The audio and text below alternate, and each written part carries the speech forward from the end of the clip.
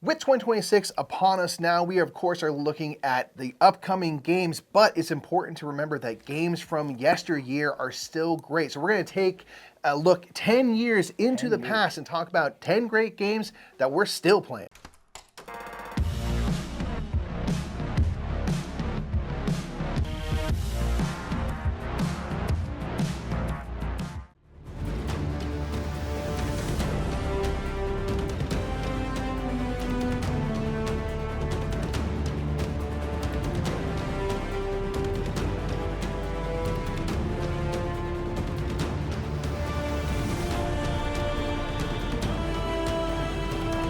What's up, everybody? My name is Nick. I'm Mike. We are the Brothers Murph, and that's right. Today we're going to talk about games from 10 years ago, which is 2016. 2016, I will say, is one of the best years, in my opinion, for board games. I completely agree. So many bangers that came out in 2016. Like seriously, so many like all-time games. Yeah, like literally all-time games. It's wild, y'all. But nonetheless, top 10 games of 2016, 10 years we're looking back. Let's get to it.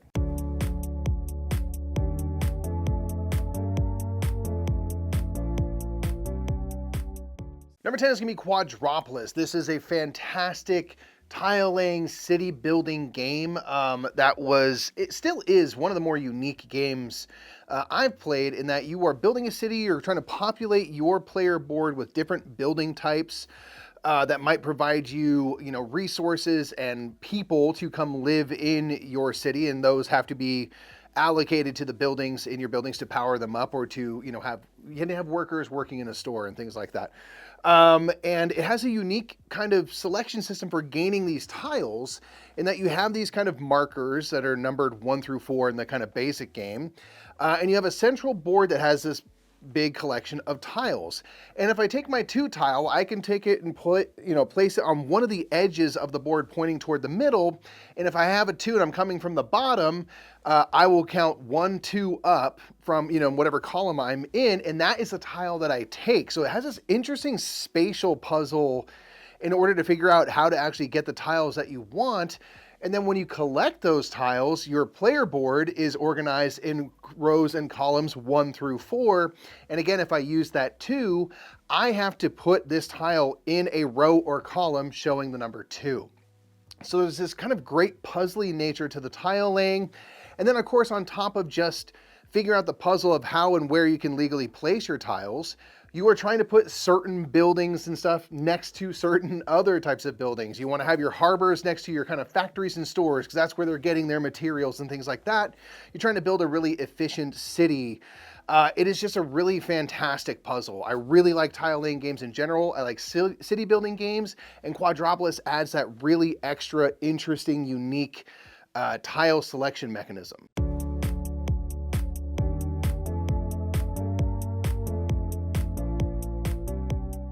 Number 9 is going to be Star Wars Rebellion, and I know this, frankly, I'll fully admit it, it probably should be higher. The reason why it's not high enough is because we just haven't played it that much.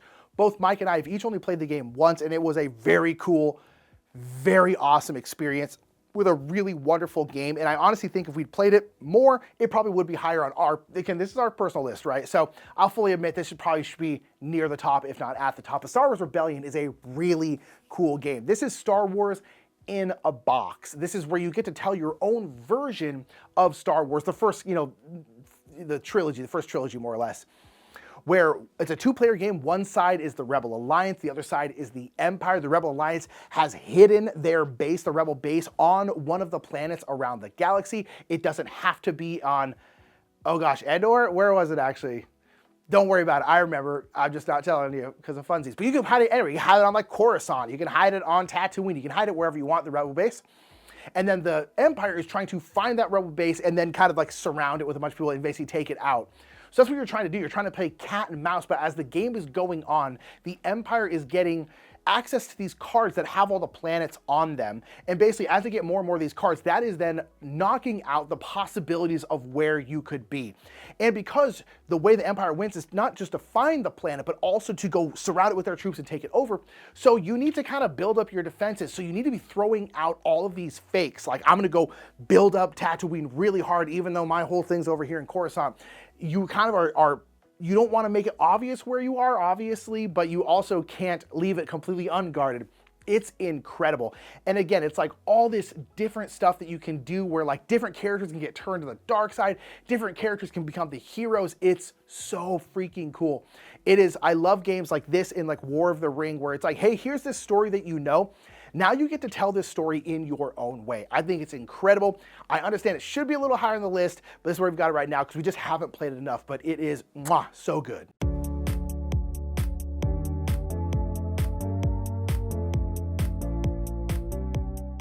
Next up is going to be Yokohama. This is a game that we came to much later. I remember playing this kind of early in our board gaming careers and it melted my brain. It was just like way too heavy for me, but I've grown to really love it since.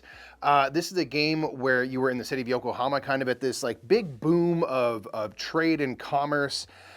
And you are going to be moving around to different locations and kind of placing your assistants. You have your president pawn and your assistants. You're going to be placing assistants out onto these different action spaces. Then when you bring your president through and land on one of them, you will take an action at a certain power level based on, you know, buildings you've built on that action space, the assistants you have there, and then kind of your president themselves. So you're really trying to almost sequence different actions to gain resources and then use those resources to fulfill contracts and deliver things to, you know, the church board, for example. There's all these technology cards you can get that break, you know, rules of the games for you. And there's a bit of set collection with these different nation symbols, which is kind of recognizing like the trade and kind of expanding the commerce outward to the rest of the world that was happening at that time. But again, I really love the idea of like, I'm going to place assistants on these couple actions to sort of slowly build up their strength, but then I'm going to sort of go, you know, step 1, step 2, step 3, and sort of carry out almost a sequence of actions to make sure that every time I'm taking an action on one of these location spaces, it's as strong as possible. If you build, you know, with a strength of 4 or 5, you can build buildings down and things. You're trying to get all this stuff done to kind of score as many points as possible, but I just love that puzzle at the center of it. I'm trying to move kind of strategically, set up the actions for the future that you want to move to make sure you're being, you know, as strong and efficient as possible.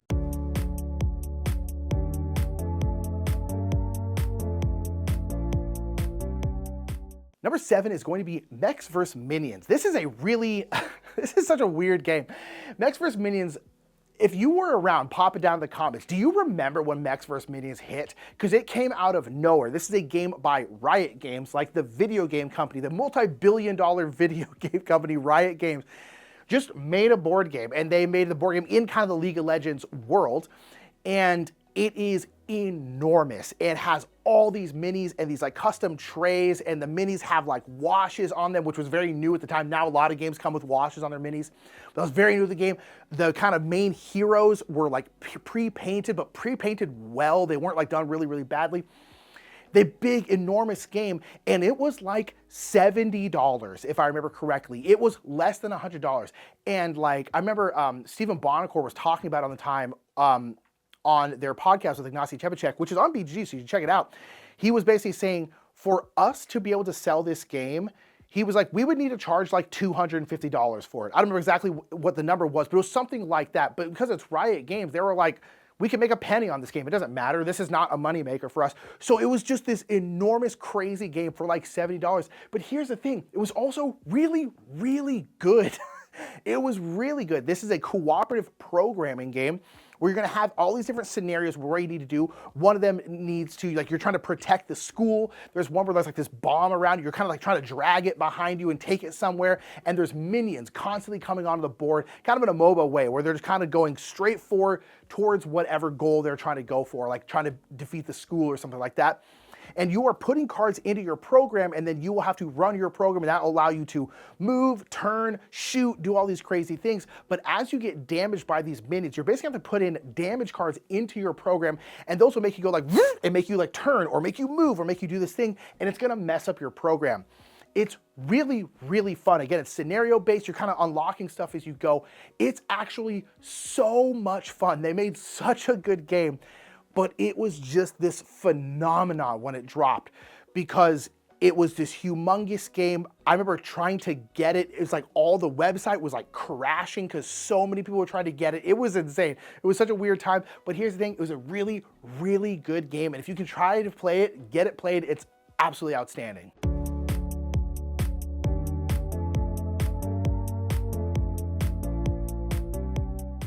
Next up is going to be World's Fair 1893. This is a fantastic kind of area control game, area influence game that is set in the at the World's Fair in 1893. So the title is telling you exactly what's going on.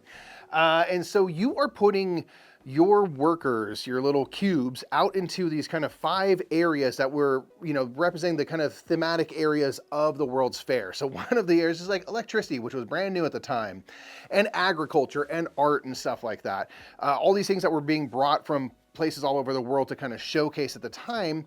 You are trying to kind of have as much influence in each of those zones as possible to, at the end of the round, be able to draft cards and things from those sections to do kind of set collection stuff. Ultimately, it's kind of fairly simple in that way. So you are going to be collecting cards of those different 5 colors to create groups of different colors, you know, as many complete sets of those as you can.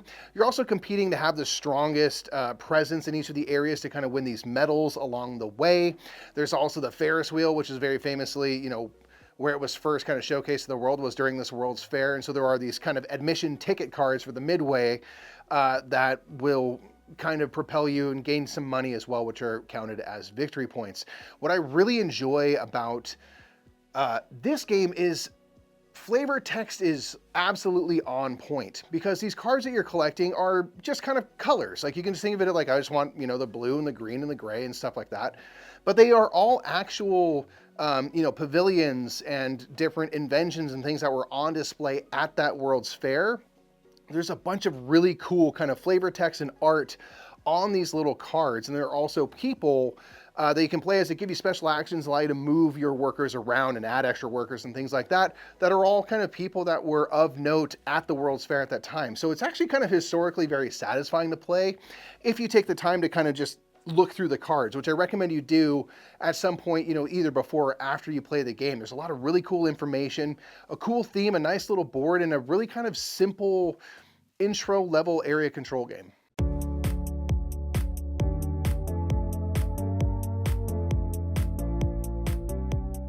Number 5 is going to be one of my favorite games of all time, and this is going to be The Networks. I love The Networks, hence it's on the list.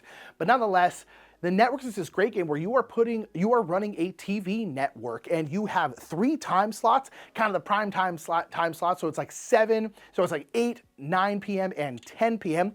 And you're gonna be slotting in shows into those slots, and certain shows wanna be in certain time slots. So if it's a slightly more adult show, you wanna put it in like 10 p.m., you get less viewers, which are your points, if you put it in like kind of the wrong time slot. And all of these shows have themes to them, so they, you know, and they're all puns. Instead of like fringe, it's cringe. Instead of like, so you think you can dance, it's so you think you can flail. It's all just puns and like turning a certain show on its head. The art is this very odd, I don't even know how to describe it, very weird art, but it works in this way. And some of these shows will require you to have various stars, and the stars are kind of based off real people. It's kind of like the quirky girl or like the action star, those kinds of things. So they require stars. Those stars will bring you more viewers. Some of the shows will require you to have advertisements on them, which is how you gain money. And so you're trying to put these in here, and then every round, these shows are going to give you a certain amount of viewers, which again is your points. But then every round, all those shows will move into their next season. And sometimes the viewers will go up, right? It's like, oh, the first season with this many viewers, the second season, it really started going. Third season, it's great. And the fourth season, it drops off a cliff. So you're also constantly switching out these shows as they kind of hit their peak, and now they're going to start getting you less and less viewers. You need to switch that out for a new hot show. It's really, really good. I love just the production in terms of, like, again, the way the art comes through, the way the theme comes through. I really enjoy like movie and TV kind of themes, especially when you're like running those, like running a movie studio, running a TV studio. I just think it's a really, really cool theme. I wish there was more of those themes. And so The Networks is so good. It's really, really wonderful, and I just love it.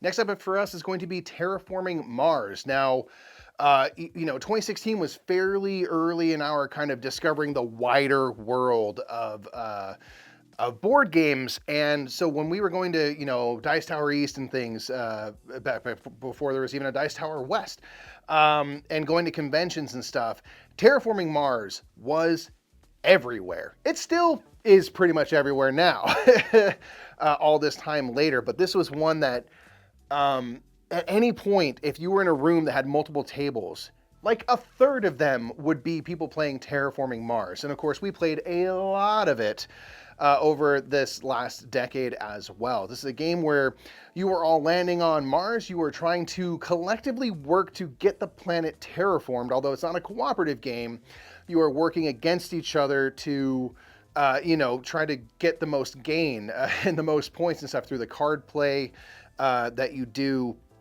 and the kind of the efforts toward terraforming that you make. I really like this game for the fact that it gives you this really cool big tableau engine building game experience where you are largely going to be playing these cards down that are going to give you production in, either gaining you more money every round, materials like steel and titanium, the ability to kind of produce plant matter, which you can use to kind of accelerate the terraforming process in terms of getting the oxygen up and kind of start to take control over parts of the board. There's just so many ways you can score points and focus on this game. You can try to really heavily do a bunch of terraforming, because every time you terraform, in addition to getting endgame points and stuff like that, you'll increase your terraform rating, which is going to increase how much money you make every round, sort of your income level. So that can be super duper useful. And at the end of the game, whatever your terraforming level is at, your rating, that's where you begin your scoring. So if I'm on 35, any other points on that are added to that 35. So you can focus on that. You can focus on card synergy with a tableau that you build. There are many cards that will reference certain tags, as they're called. And so I might want to get a bunch of things that have that tag to kind of make this one scoring card extra valuable, and on and on and on. It's a cool kind of, not really sci-fi concept of the idea of populating Mars and terraforming it. We're kind of closer to that than ever before, but it is kind of like a cool thing to do. And I enjoy the fact that we're working toward a common goal. Like, we are trying to terraform the planet, but I definitely want to be the person, I guess, who gets the most credit for having done so.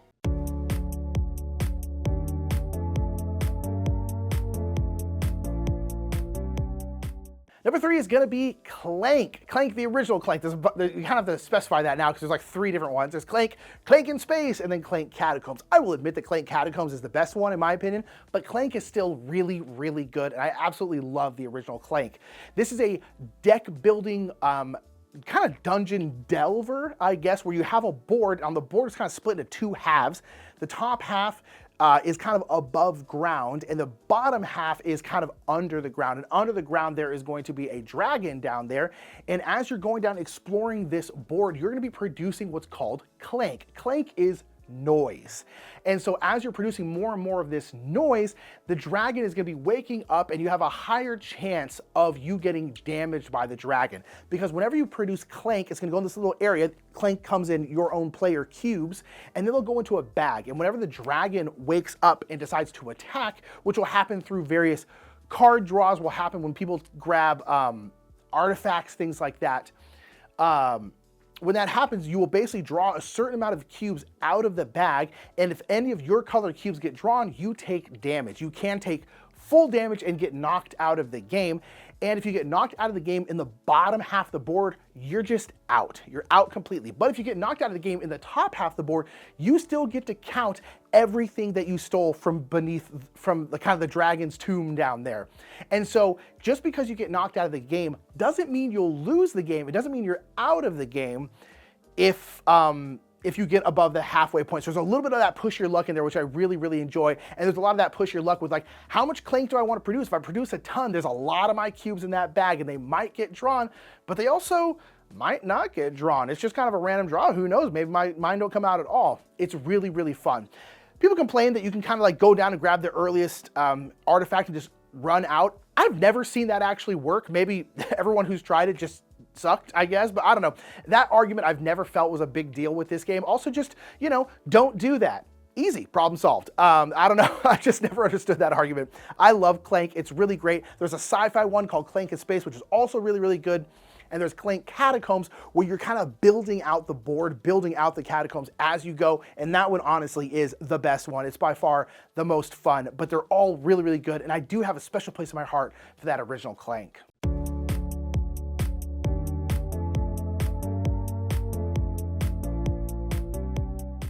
Number 2 is going to be Great Western Trail. This was seriously, 2016 was crazy. Great Western Trail came out in 2016, and this is a really fantastic game that's now had second editions, sequel games, kind of a baby game in Great Western Trail El Paso, a quicker version, I should say. But Great Western Trail and all of its, iterations follow this idea of kind of going through a rondel, meaning we're going to take a worker, we're going to work through a series of actions, land in Kansas City, and then start the trail over again, and you are running cattle. You're running cattle and stopping off at different locations on this kind of path that leads to Kansas City, where you hope to deliver as diverse a hand of cattle as possible to be able to make these deliveries and put your markers out onto the kind of deliveries portion at the top of the board.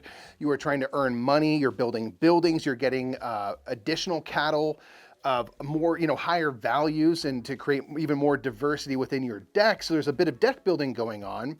But it's really kind of a hand management game, which I enjoy, because if I have 2 of the same value and color of cow, that doesn't help me when I get to Kansas City. I can only count each, unique card type once. So you want to have as many different cards as possible, and I really enjoy the hand management. There's a bit of kind of engine build as you go. As you make deliveries, you're going to be removing discs from your player board, which might give you stronger actions, might allow you to move faster, have these kind of extra ribbons to get extra value when you do deliveries, and more. There's a ton of buildings you can build, and that's for me what I kind of makes, what makes Great Western Trail so infinitely playable is there's a lot of ways you can kind of focus your strategy. There's 3 worker types, kind of these cowboys, engineers, and carpenters that each help in a different area of gaining cattle, moving your train or building buildings. So you can try to hyper focus, do a little bit of everything. And the mix of kind of locations and things that you can build just keep the game really interesting as you try to ultimately manage your hand to have the ultimate hand to deliver and make that huge delivery for as many points as possible.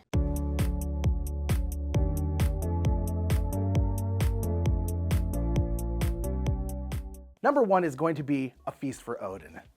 It's so good. It's so good. This was Mike's number 1 game for a very long time. Love A Feast for Odin. This is also one of the biggest surprises for me. This is kind of, I can honestly say that Feast for Odin was the game that got me into like bigger Euro games, because I went into my first game of Feast for Odin a long time ago, probably in 2016, expecting to hate it. It just looked insane, and I loved it. And I immediately was like, Mike, you've got to play this game. You're going to think you're not going to like it, but you are really going to love it. And then it was his favorite game for a couple of years. So I guess it worked out. But A Feast for Odin is a game where you are kind of Scandinavian Vikings, eventually, I guess Norwegian specifically, because there is a Norwegian's expansion. We're a Norwegian, baby. Let's go. And so shout out to all our family in Norway. The Winter Olympics about to happen. Let's go, Norway.